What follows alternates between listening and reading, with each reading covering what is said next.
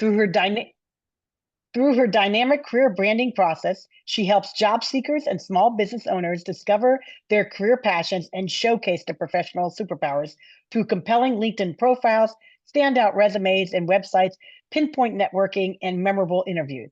She also co founded a community service program called boomerworks.org, helping 50 plus professionals re career into self employment. Her passion is best captured in her tagline: for every hire, there is a higher purpose.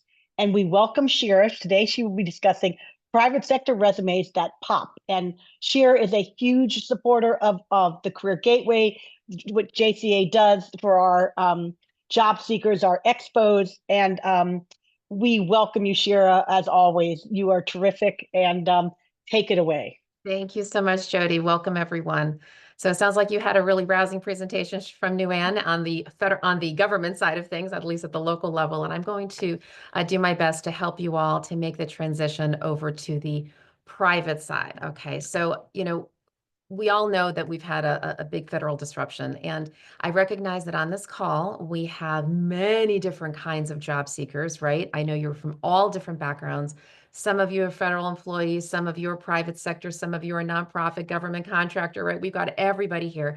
But I definitely want to be sensitive to the moment, all right? And so I am going to be having a little bit more of an emphasis here on helping federal employees make that transition. But please, please, please understand, everybody on this call can benefit from my advice. Even though I have a little extra flavor toward the feds, these tips apply to all seekers. Okay, so especially for federal employees who are wanting to make a shift, we understand, right, that the entire sector has been disrupted, from the federal government, nonprofits, NGOs, everybody that's been affected by the cuts and the funding and so forth. And so I think a lot of you, whether or not you're already in the private sector, may want to consider moving into the private sector. When I say private sector, I'm talking the non-governmental side, right? Not government contractors, because we know there are fewer jobs there right now. So I'm talking about the traditional corporate. And before I get into how to actually redo your resume, really think about it, I really want to talk about, first of all, for just a minute, making that career shift. All right. This is not a light lift, right? This is something that you really need to think about very clearly. And what I'd like to do is give you some tools to think about. And I talk about it in terms of knowing your brand. And the reason why I talk about a brand is that we're in a very competitive market. We have been in a competitive market, but we're kind of in more of a competitive market now. And when you think about a brand, I mean, even think about a normal brand, Apple or Google or Amazon or Nordstrom or all of these things. When you think about it, even as a consumer, there's something that pops with those brands.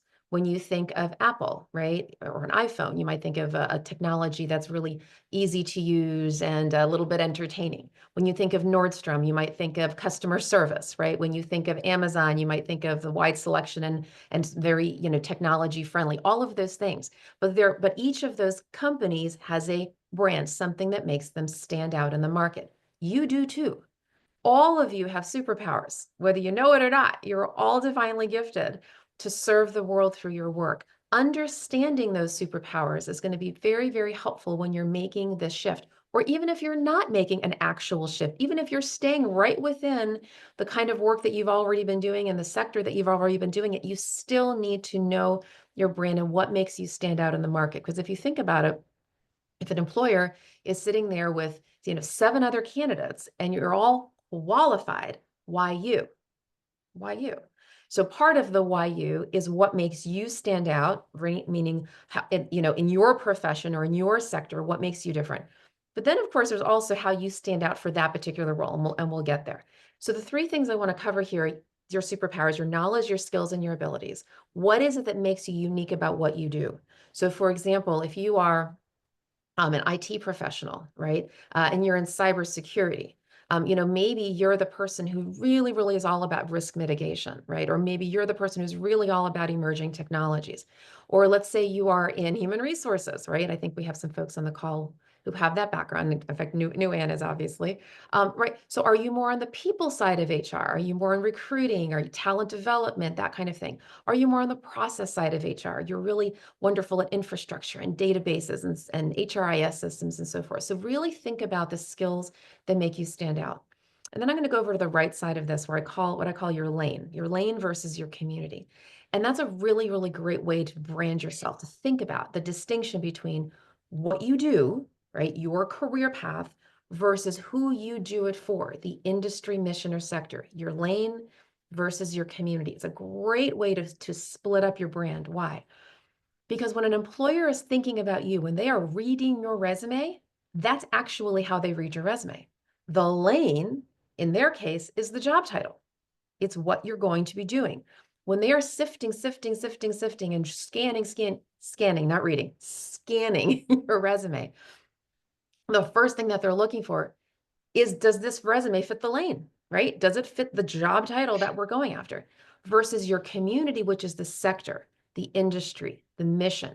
Then they put those two things together. First, they look at what you do, then they look at who you've done it for. Most job seekers conflate the two, or most people don't even realize that they should be separating them. And I want you to really be thinking clearly about which is which, because that's going to help you with your overarching brand, and it's certainly going to help you with your shift. Okay. So how I want to help you do that is an exercise. Okay. I'm going to take you through this exercise. I call it passiontivity. We're not going to have time for you to fully do it right now, but it's something I'd like for you to do at home. And what I'd like to do is I'm going to give you the how this exercise works. Once it's all filled out, you are certainly welcome to take a picture. Obviously, this recording will be available for you as well. But in terms of a homework assignment, feel free to take a picture after I'm done with this explanation. So this idea of passiontivity, and you should know too, because I am a career coach as well as a recruiter, but as a career coach and a resume writer and a LinkedIn profile writer, I use this tool as the very first exercise when I'm formally working with a client. We actually take 2 hours to go through this. And this is an exercise that will help you identify your skills and your motivators and where they intersect. And so here's the first box, and this is the most important box of the whole thing that I call high engagement, where you're highly skilled and highly motivated. These are skills that you believe you're a rock star in. You know it, everybody knows it. You absolutely knock the ball out of the park with these skills. And you love to do this work. You give discretionary effort. Wild horses can't drag you away. It's a big smiley face emoji. This is the work you're great at and you love. And frankly, this is the area that I believe you should be leaning in toward, whether you're going to stay within your career path, whether you're going to be shifting. This is the area that's going to be most important. Secondarily, high skill, low motivation is stopgap work. Now, this is a contrasting box because this is the work that you're perfectly skilled at, but it's work that you tolerate. You don't love it, you tolerate it. Okay, there's a difference. A lot of employers might think, oh, Susie, you're great at XYZ, but inside you're thinking, oh, if I have to do this one more time, you'll do it because you're good at it, but you don't lean into this work. Therefore, I recommend don't lean into it into your brand. You might have to mention these skills, but it's not necessarily anything that you really want to lean in toward a career path. Whether you're shifting or not, I don't recommend leaning into the stopgap work. The third box is professional development, and that breaks down into two sections, want to and have to. There's a difference. In both cases, you kind of feel maybe you should be better, but the want to box is the lean in, right? It's the get to, it's the love. It would be, these are skills that you would love to grow into professionally, and maybe one day you'd like it to be in your high engagement box. The have to is I know I should be better at XYZ. I don't wanna, but I recognize that, I don't know, maybe I have to be better at managing budgets or public speaking or whatever it is, okay? But then the low is the disengagement. So this is where you're not skilled, not motivated, not your jam, as we say, right? It doesn't even fit your personality. And so these are clearly types of skills that you want to stay away from. And certainly you don't want to lean your career into it. So I'm going to take just a second here. Go ahead and take a picture if you like of this, or a screenshot. All right. And then we're going to move on. I'm going to show you practically how to use this tool. So if you want to shift your lane, you can reposition your high engagement skill. So let me explain a concept to you. It's what I call ing versus Here's what I mean. An ing is a skill, something you enjoy. So writing, like most of us know how to write, right? So writing is a skill, or project management, or event planning, that kind of thing. Whereas the is the profession, writer. So writing versus writer, event planning, event planner, that kind of thing. And so here we go, project management, or policy analysis versus policy analyst, that kind of. So what you can think about when you look at your high engagement box, that upper right box, you can say to yourself, are there any skills that I am a rock star at, that I love, that I really want to transition into a full-time profession? And I'll give you an example. So years ago, I was coaching a woman named Jacqueline, and she was a nonprofit executive, and she came to me thinking she just wanted to stay as a, W-2 employee and go become another nonprofit executive. And I had her do the exercise, and she looked at her high engagement box, and I said, okay, Jacqueline, I'd like you to look at all these ing skills, and I want you to see if any of them pop out to you that you would really, really, really love to lean into. And she looks and she goes, donor event planning. I said, really? She goes, no, you don't understand. I am the best donor event planner. I make them laugh and cry and everything. She goes, I have other nonprofit executives who ask me to help them with their donor events. It's amazing. I said, oh. I said, and then I went another step. I said, it sounds like you really, really love this, Jacqueline. Could you even see it doing as a business? And she goes, yeah. So humanimpactevents.com was born, okay, because she decided she wanted to turn that into a full, self-employment. But I'm going to give you one more story on the W-2 side. I worked with a gentleman years ago also, and he was an attorney, and he decided he wanted to become a writer. How do you turn an attorney into a writer? Well, we looked at his resume and we pulled out all of his writing skills, because attorneys do a lot of writing, and we redid his LinkedIn profile and said, okay, here is the, why he likes to write, the way he likes to write, all of these things. He ended up getting a job as a journalist with a legal trade publication. So now I want to bring in the community piece, because the community is, remember, the industry, mission, or sector. So in his case, we shifted his lane, right, from attorney, legal work, to writer, but we kept his community, which was the legal community. So we kept the lane, shifted the lane, kept the community.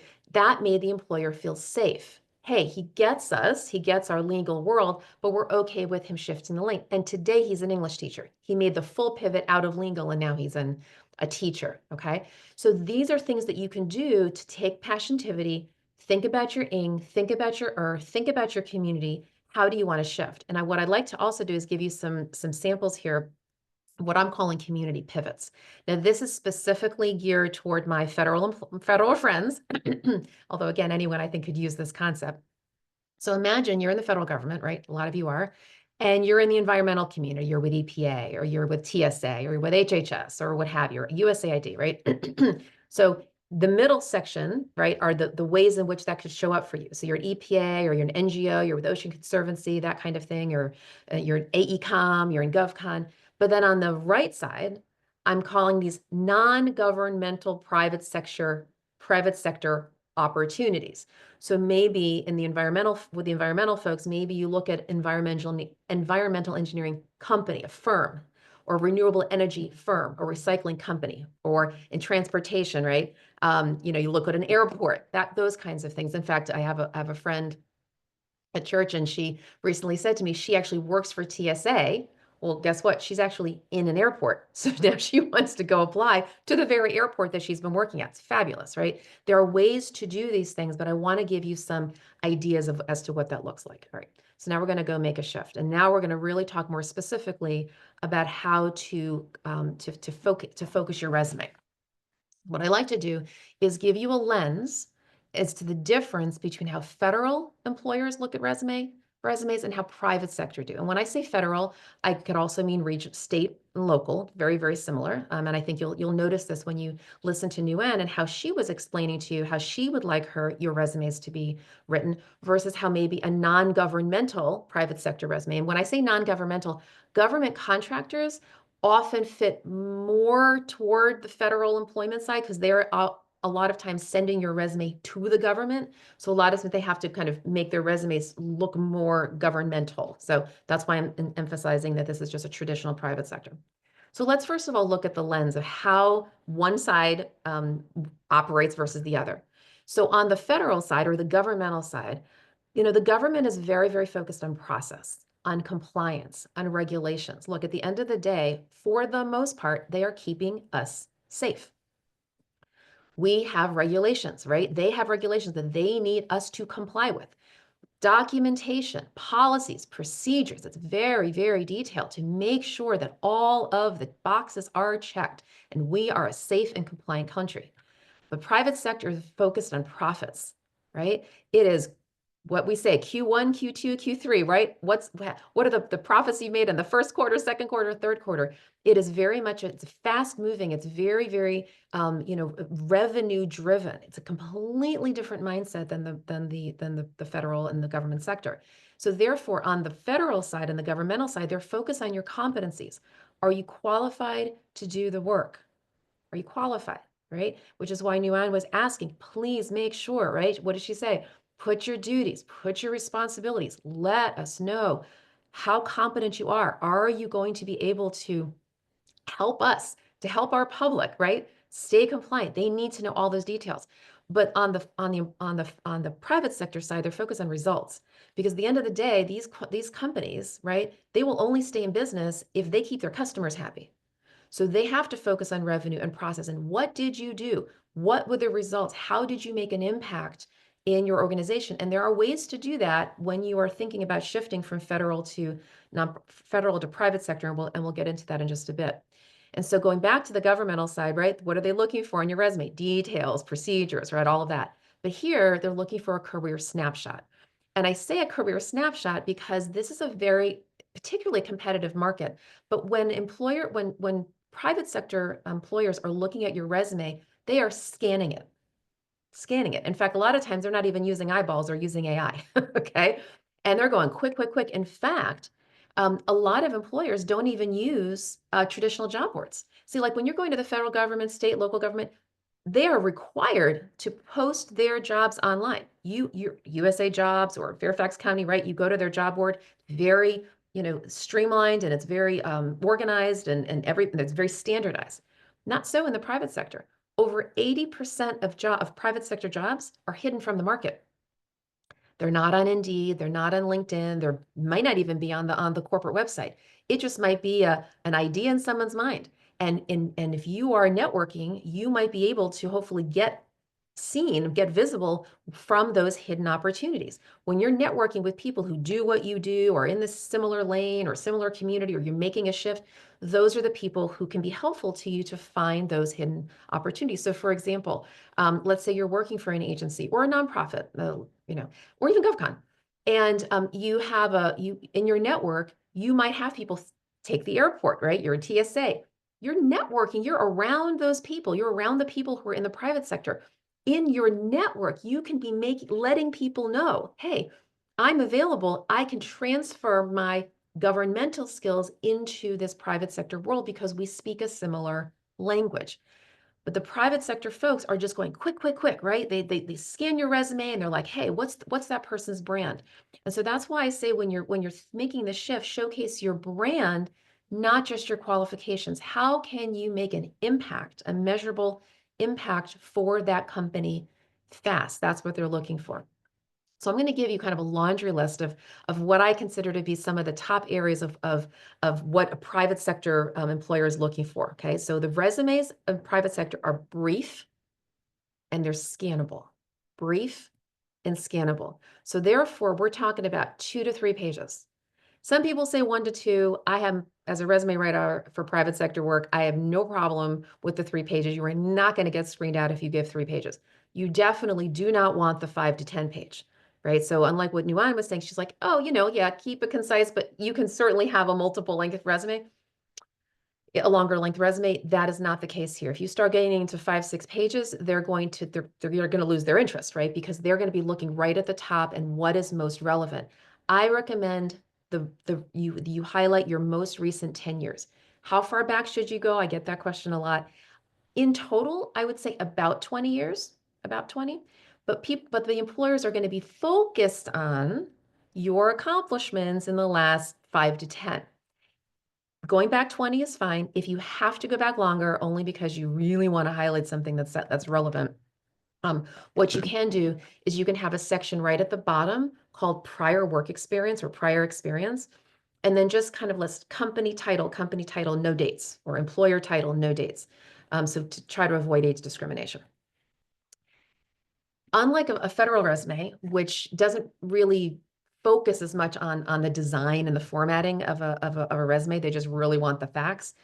Private sector employers want something well designed, something that sort of pops, right? That's bulleted, not long paragraphs, right? You want something that really kind of catches the eye, and it helps them with the brandability, right? It makes it a little bit snazzy. You need to be ATS friendly. What do I mean by that? ATS stands for the Applicant Tracking System.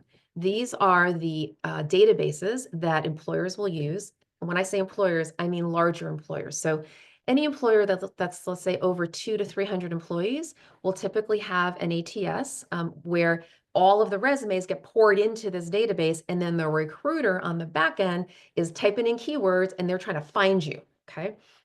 There is a whole art and a science to this. In a couple slides, I'm going to give you an article that you can read about how to design an ATS-friendly resume. There's no exact way to do it, but there are definitely some tips of how to make it more friendly. This is one of the most important tips that I can give you, and that is to make sure that your keywords are tailored to the job posting. I want to slow down when I say this. It is not enough to have one resume or even 2 or 3 resumes. Each resume must be tailored to the unique job posting. And I'm going to give you, and I didn't write this down here, but I want you to hear how to do that. Like, what keywords are you talking about, Shira? So when you look at a job posting, a private sector job posting, there are 3 places primarily where you're going to find the keywords that are most important to that employer, where that employer is scanning your resume for those words. So here are the 3 places. Number 1, the summary section. If there is a summary section, a lot of times they have one. The summary of the job kind of highlights what's this job all about. Really, really read it. Now, remember how I said that employers are scanning your resume? What I have found in all my years of working with job seekers, most job seekers scan job postings. You don't want to scan the job posting. Really read it. Certainly really, really read it to see, am I qualified and am I interested?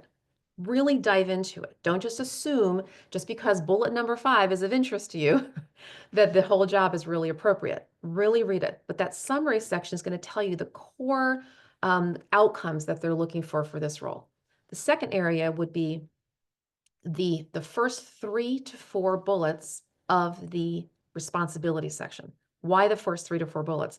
That's where they're giving most attention. It's sort of top of mind for them. When they wrote that job description, the first things that they put down were the things that were most important to them in the role. That's usually where you're going to find some of the keywords. Now, I'm not saying that bullet 14 won't have a nice keyword, but bullets 1, 2, 3, 4 generally are going to have the highlights. And then the final is the first 3 to 4 bullets of the qualification section. Now, don't overlook that section. The first few bullets are really what to them is most important. And by the way, I should mention that if an employer, which a lot of them do, if they ask for industry experience, and if they say X industry experience is preferred, they kind of mean required. They don't literally mean required, but what they're actually saying is we are going to give preference to people who come from this industry. Now, I appreciate a lot of job seekers are looking at job announcements and you're saying to yourself, oh, but I can do the job, or I'm interested in doing the job. And that's wonderful. But you have to also line up the fact that the employer has business goals that they need to accomplish. And so as such, they're saying to themselves, because they're risk averse, let me say that again, they are risk averse.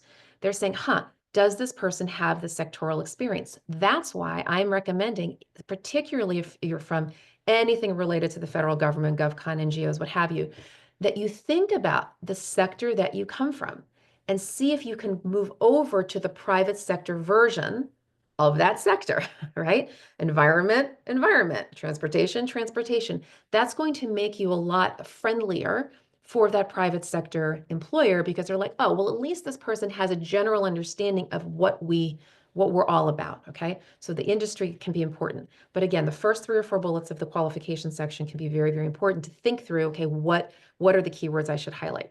Shira, can I, there are a couple of questions. Can we ask that or, Absolutely, go for it. okay. Um, okay, what if the last 10 years was spent on your career sabbatical and not necessarily by choice? What do you suggest? That's an interesting question. I don't have an easy answer, frankly. Okay. Okay. I definitely appreciate the question. Mm-hmm. I would suggest that what you do is on your resume. And by the way, I'm going to address this for everybody on this call that has any sort of career gap, not just a 10-year one, even a 2-year one, that you have when you start your experience, right? The first entry, you can say career sabbatical. That's actually a very nice way to say that, or personal Mm-hmm. sabbatical is fine. With the dates, have one line of a description as to why you were on that sabbatical. And by the way, if it was for your own personal medical situation, please do not say that. That could Thank cause you. unnecessary discrimination, right? We don't Yes. want anything that would trip over the Americans with Disabilities Act, even though employers are not supposed to discriminate. They're human beings, right? That they might. What you would do then is have a one-line description. You could even say that you were handling a family medical situation because you are your own family. You can do that, Mm-hmm. or just taking care, handling a personal family needs. That's fine too. And then you can say ready to return to the workforce as of, April 2025. But I would keep it very, very short. But the rest of your resume immediately thereafter, that's where you do all the rich highlighting of your keywords and your accomplishments, right? To make sure that quickly the employer's eyes go right to the rest of the resume. And also, by the way, the top of the resume, and I'm going to share with you guys an example in a second of a resume that a template that I now use for resumes. But where you can have, the brandedness at the top and all around, but that one little section, you just kind of make a mention and then you move on. Hope that helps. Okay, that's great. That's a great suggestion. If they are looking for these buzzwords, it almost seems like someone is getting a job because they know the right buzzwords. Explain that, Chair, because Sure. So they're not yeah, actually getting the job because they know the right buzzwords. right, They're getting more noticed more quickly if exactly, you have the right buzzwords. Not getting the job. Getting the job is a whole other thing. right. Culture fit and all these things. Yeah, you're not getting the job, but getting noticed, sure. And I'll give you an example. So let's say you are driving right down the highway, you're driving down 95, right? And you see a billboard and it's McDonald's and they're trying to sell you French fries. Okay, they are not going to list all the ingredients of those French fries on that billboard. You wouldn't see it, you wouldn't notice it, you don't have time. You're scanning, you have a nanosecond to see their billboard. What are they going to do? They're going to put fries and a potato farm. And they're going to say, right, they're like letting you know we're selling fries. So they're just giving you a very, really quick snapshot. It's the same thing. And then hopefully you walk into McDonald's and then you can check out the ingredients if you want, right? It's that kind of thing. So definitely keywords are more likely to get you noticed. It's not the only thing that will get you noticed because as I Hmm. networking is super important. In fact, somebody said yesterday a phrase to me, which I love. He says, if you're not networking, you're not working. That's not untrue, okay?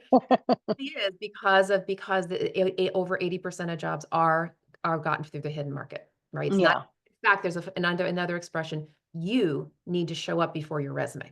So we are talking exactly, about resumes today, but this isn't usually the way people get jobs. It is helpful. It can be helpful, right? If somebody is seeing your resume first, but honestly, networking is typically the way that people land these days. exactly. And there's also with the keywords, if it isn't an ATS tracking system, you need to have those keywords in your Exactly. resume to get it noticed by the That's right. tracking system. So it's not spit out or goes into that black hole. You got it. Yeah, it's Yeah, just all of these tips are little tiny pebbles in the pond. It's not the whole pond, but it's just little right. you can do to increase your chances. Exactly. Someone asked, why are background checks done after an offer? They said that doesn't seem to make sense. 'Cause first of all, background checks are expensive. Mhm. They're expensive. They're last I knew, a couple $100 could be per person. Mhm. So there's no way that an employer would want to spend that kind of money on doing background checks on everyone. What they'll typically do is the very, very last step, usually of either the finalist candidate or maybe the last couple. That's when they're actually going to lean into background checks, reference checks, all of those things. Okay. And lastly, and then I'll let you continue. Someone suggested that, going back further than 10 years might set you up for like age discrimination and also more than 2 pages. They've been Yeah. told it's like the death knell of, in the private No, no, sector. I'm here to officially tell you that is not the case. And I Okay. recognize that all resume writers and recruiters, we all have different opinions. That particular thing is not the case. In fact, let me suggest this. If you are which I think most everyone here is, we would all and myself included, we will consider ourselves seasoned employees, right? Um, if you are seasoned, um, if you only put 10 years of experience on your resume, you actually can look underqualified Mm. if you're going for a higher level title, Hmm. director above, that kind of thing. If you put 10 years, it makes you look like you only have 10 years of experience, which is not going to be substantive enough for a lot of the roles that people at our stage are going to be looking for. And then the other thing about the two-page thing, I've been recruiting since 1994. Okay. I remember the days when, and we probably all do, when we licked an envelope or sent a fax, right? All the things. Those were the days when the employers were telling you only do 1 to 2 page resumes. Why? Because they were physically flipping pages or taking it out of a fax machine. You didn't want, and they didn't want to look at multiple pages. So it's that old joke, hey, mommy, why are we cutting the end of the ham off? And then you finally talk to great grandma. She says, because my pan was too small. Well, the pan was too small back then, right? Right now, 3 pages is not a problem. Why? Because we scan. It's a digital document. Scan, scan, scan. Now, again, beyond 3 pages, then it's already like too verbose. It's not even that they can't read it. It's just, okay, now you're not being succinct enough. We just want the quick highlights. So, and I'll say this too. Try to keep the bulk of your resume, like the accomplishments and the substance, on the first 2 pages. The third page is great for your education or volunteer experience or awards or things like that. That's a really great place to put that stuff, if that helps. Okay, thank you. There's more questions, but I'll let you continue and then we'll bring up some more All questions. good, all good. And you're going to want to keep me honest on time here because I know we're about at 11:30, so keep me focused there. Action Okay. verbs, action verbs. So private sector resumes tend to be focused on you led, you expanded, you directed. Federal resumes tend to be oftentimes focused on compliance or focused on even passive verbs, like they might say ensured compliance. But on the action side of it is I did these things, right? Not just that I kept the policies well, right? But I did something that was actually actionable. And that leads into having a tangible accomplishment. You want to make sure where possible, not every bullet has to do this, but you want to make sure where possible that you have metrics. They're metric focused. Now with the government, that's a little harder only because you're not raising revenue. Nobody in the government other than the IRS actually, right, it raises revenue, but I'm sure, save costs. I'm sure you streamlined operations, maybe process improvement, whatever, but you did something to create impact for the organization. So if you do have some sort of cost savings, please, any sort of numbers that you can put in there, do. You don't have to, but it's very, very helpful when you do. And then, again, this is particularly for my federal friends, no jargon. I know the government resumes tend to have lots of alphabet soup acronyms. The private sector has no idea what those things, no idea what those things mean. And so I would recommend not using jargon, or if you have to have an acronym, spell it out. No supervisor's name, contact of your supervisor, the hours you work, your salary, your birth date, none of those things are important. Only thing that's important to them, employer name, title, dates of employment, and your accomplishments, okay? So let me focus again here on how to customize your resume. So I mentioned that the keywords are focused on, or recruiters are focused on keywords, and here's where they scan, okay? Does the career headline match the job? I really want to encourage you to have a career headline. I'm going to show you an example of that in a second, and try to tailor it, right, for the opportunity as much as possible. Are those core functional skills visible, and are they relevant? And again, I'll show you where to put that. It's the resume chronological.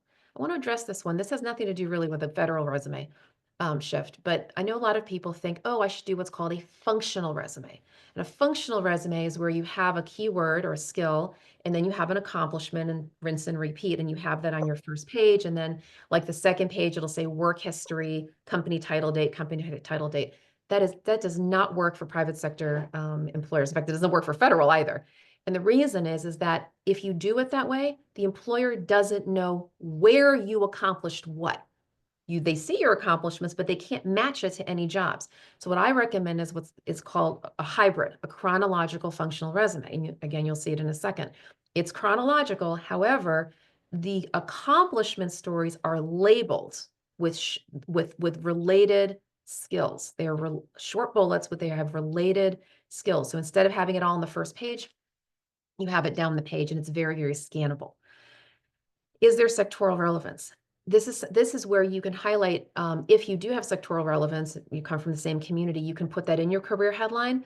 Sometimes you could actually have a separate section where you say, industry related skills or subject matter expertise, things like that. For example, you're in the environmental sector and you come from EPA and you worked on, I know a lot of you wouldn't know this acronym, but you worked on TSCA regulations, TSCA. It's a particular chemical substance, right, that EPA regulates. Well, maybe in the for-profit side, hey, they're also wanting to make sure that as a company we're compliant with TSCA regulations. Okay, so you can put some industry or some sectoral relevance in your resume if needed.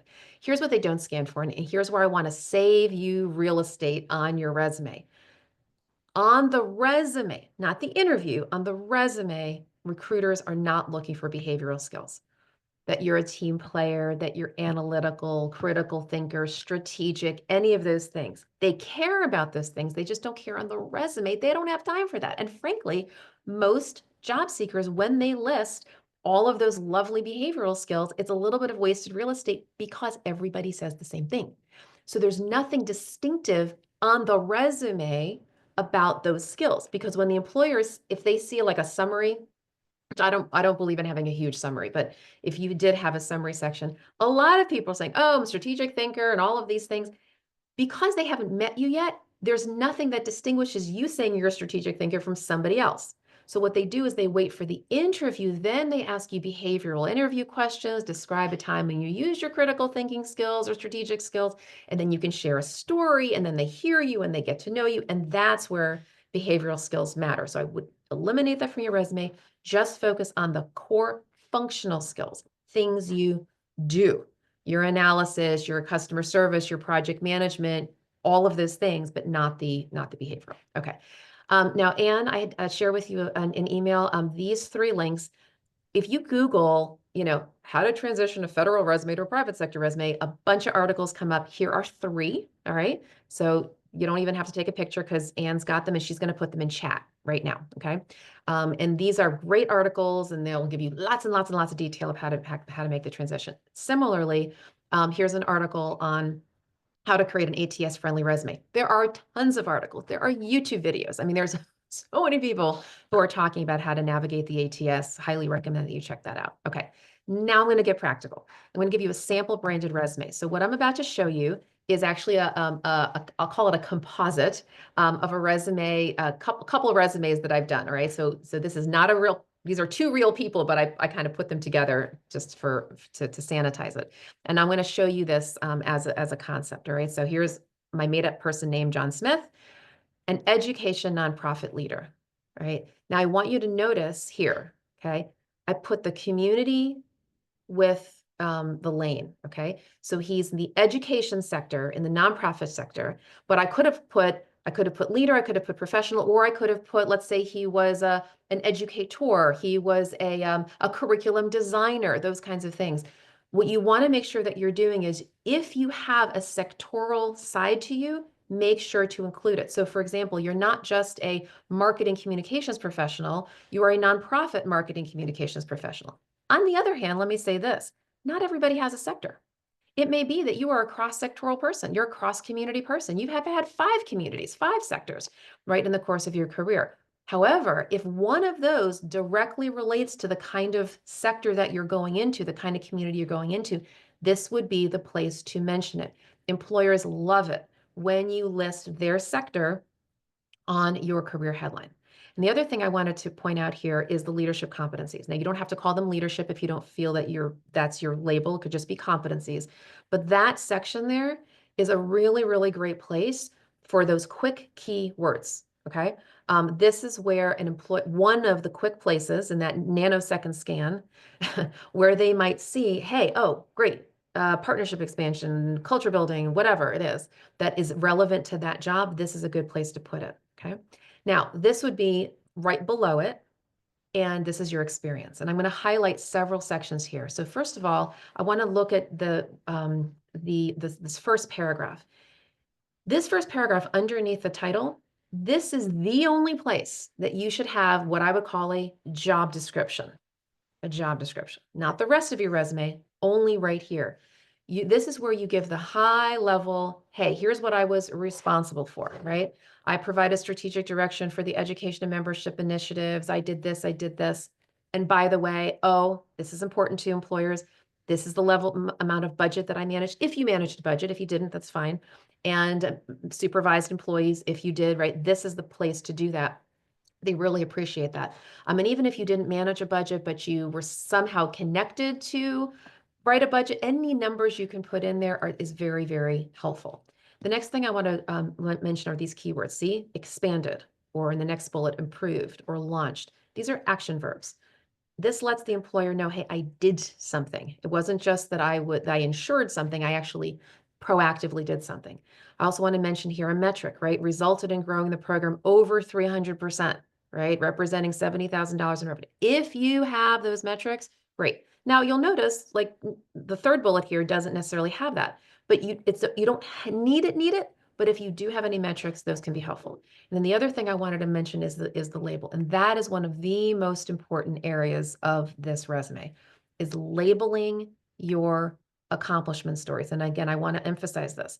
These are accomplishments. They are not job duties. They're not job duties.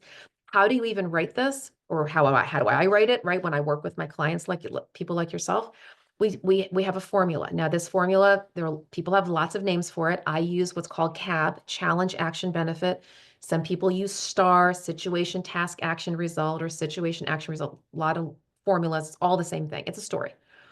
What was the context of the story? What were the actions? What were the results? And when you write the bullet, you sort of flip it and you can, either start with the result or you can start with the action, but at least it helps you write the bullet because you have a nice story. By the way, those CAB stories or STAR stories, they repurpose into your interview stories. So this is actually a multi-purpose kind of an exercise as you're writing the resume, right? You can actually be prepping for your interviews. So I'm also going to give you a little sample for any IT people we have on this call. IT employers for scanning for IT folks love to have the technical skills right up front. Okay, so having some sort of text box like this with lots and lots of tech skills is a really helpful thing. But even tech people, right, can still do this concept of labeling an accomplishment story. All right. Really quick, I want to mention AI. And when I say AI, I'm specifically talking about ChatGPT and Claude. If you want help tailoring your resume, you can do that, okay? You can upload the job description of the posting and then sections of your resume into ChatGPT or Claude. You can ask it to offer you keywords that align with the role. You absolutely can do that.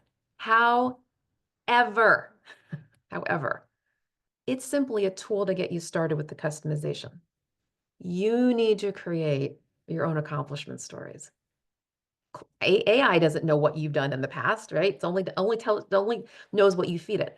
You need to ensure the sectoral relevance and you need to edit the document to make sure that it doesn't hallucinate because it does do these things. It absolutely can be helpful, but just as a starting point, okay? It's not the ending point. And I have noticed, by the way, not just with resumes, but with LinkedIn, and please everyone listen up when I say this, okay?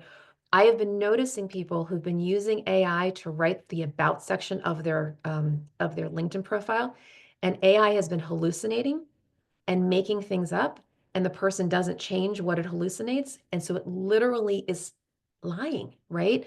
It's not saying anything that's true. And I have noticed this when I've talked to people like, oh my gosh, Susie, I'll say, look, you've done da da da da da in your about section. They're like, oh, actually, no, I didn't. I'm like, oh my gosh, you need to clean up whatever ChatGPT put in. So I recommend not use if you could use it to start it off, but I recommend really writing your own about section. I mean, I write them too, but the point is that use it just as a tool, not as the end all be all. Okay. And then finally, making sure that that your resume actually matches the role, right? Just some people call a ChatGPT like having an executive assistant. or an assistant, somebody who's going to help you pull things together, but then you're actually going to make it what you need to be. Okay. So I'm going to end with this. I'm going to share some things, and then Jody, happy to answer some last questions. And I'm putting something else here on this slide. And I actually, right before I jumped on the call, I sent you another email. Not sure if you got it. And I wanted to let folks know about a new community service initiative that I just started. It's called Hire Vision. And it's specifically to help this community, the federally disrupted folks, federal employees, NGOs, federal government contractors, to recareer into the non-governmental private sector and also into self-employment. This is a free community service, and I started it out a couple of weeks ago on Saturday. I did a workshop, a 3-hour workshop. The recording link is here. Again, I'm hoping, Anne, if you can grab that from your email and put that into chat.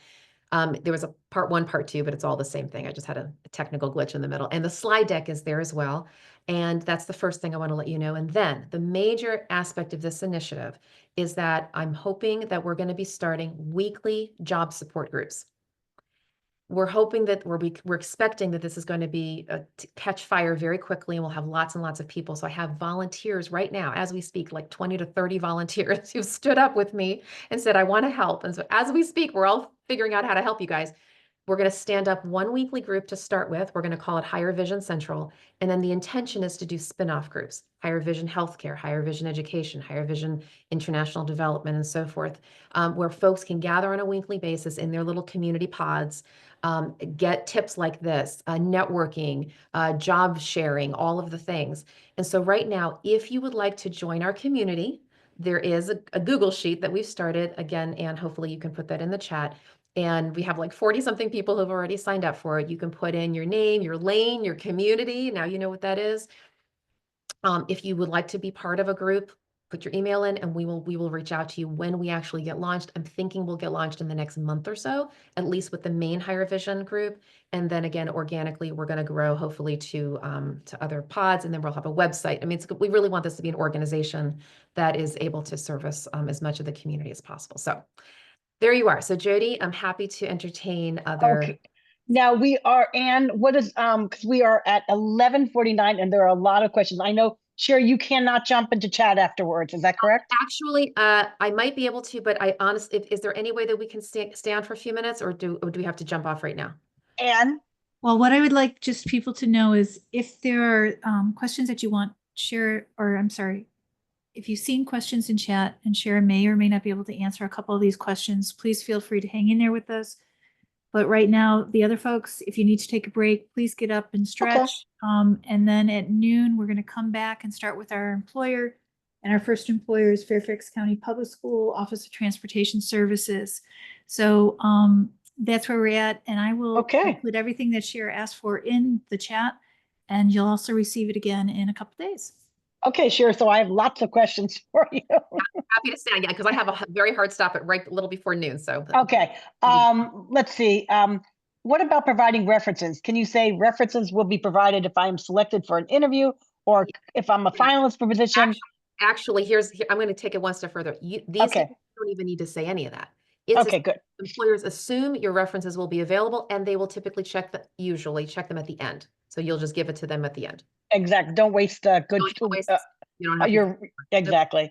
Let's see. If retired, should this be communicated in the interview? If you're retired, should it be communicated?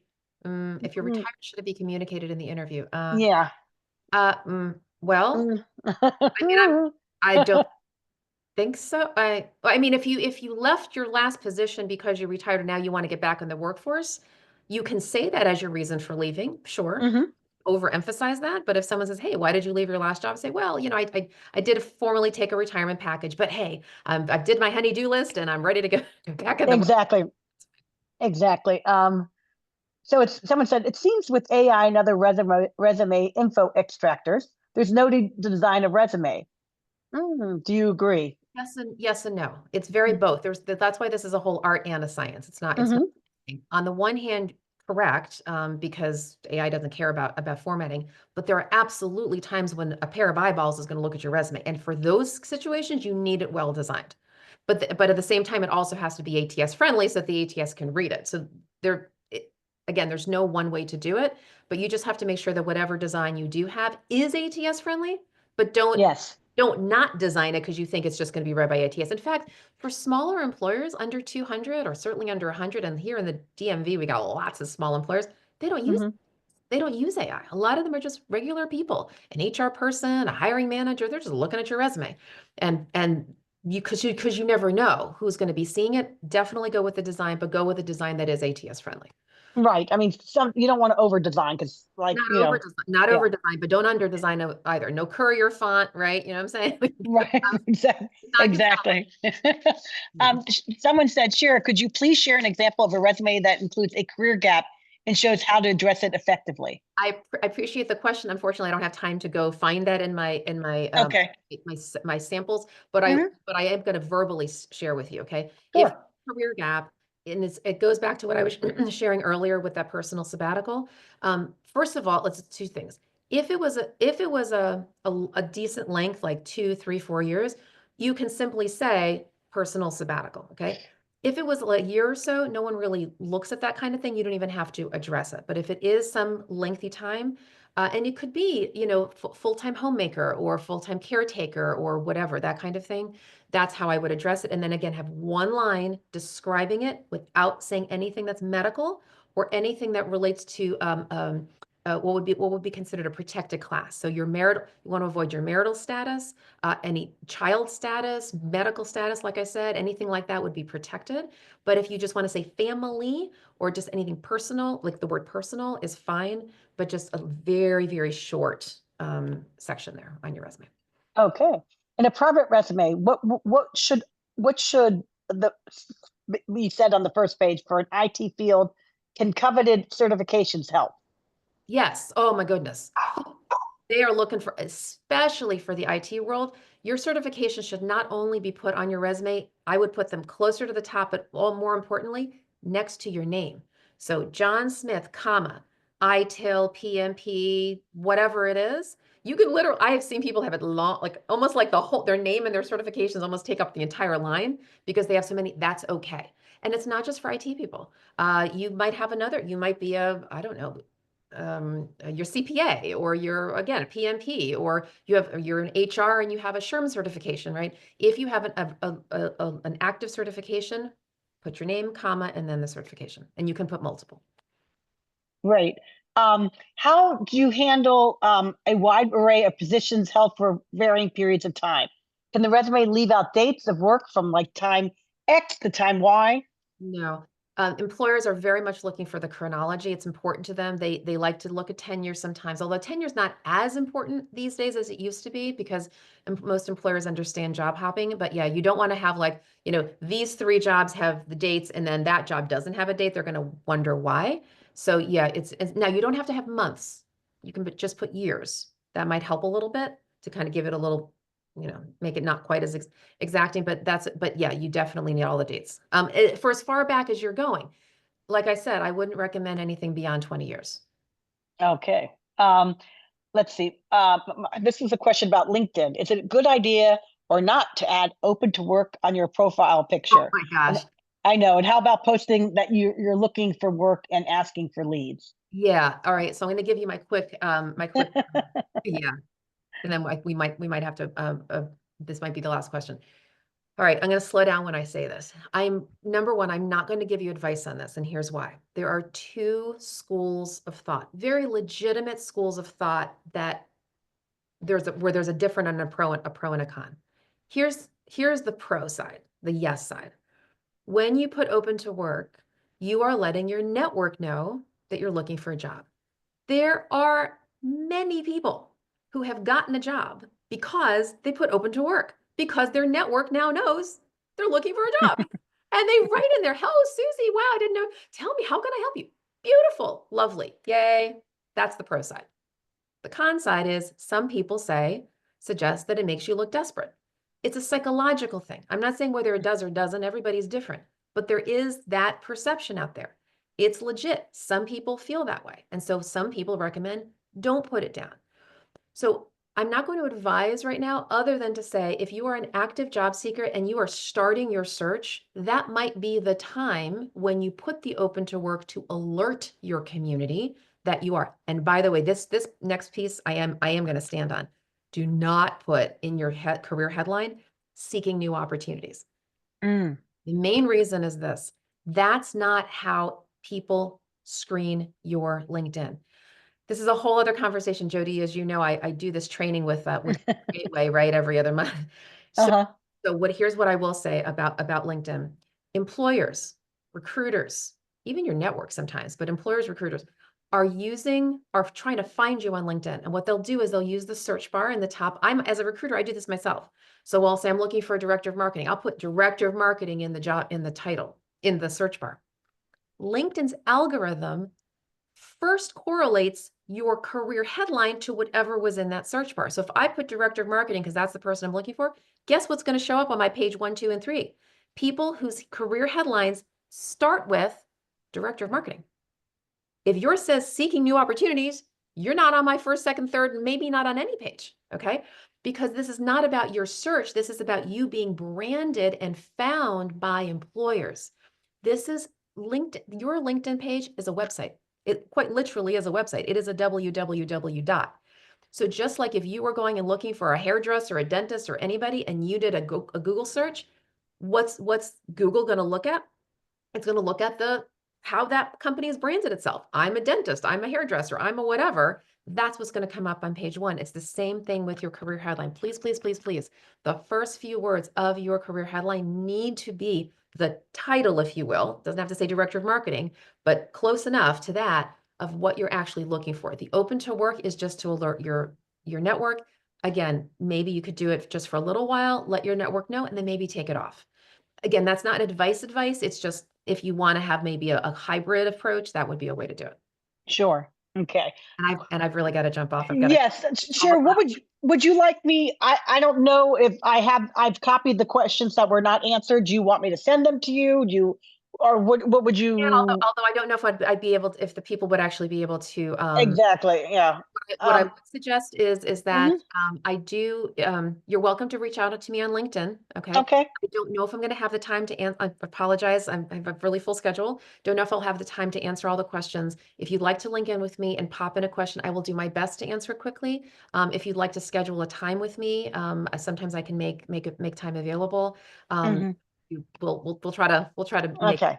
Oh, and by the way, too, what I do in addition to the Hire Vision, which again hasn't really started, I do offer a different bi-weekly free job support group, and everybody's gonna have to write this one down. I'll say it slowly. It's called Hire Moment Mastermind.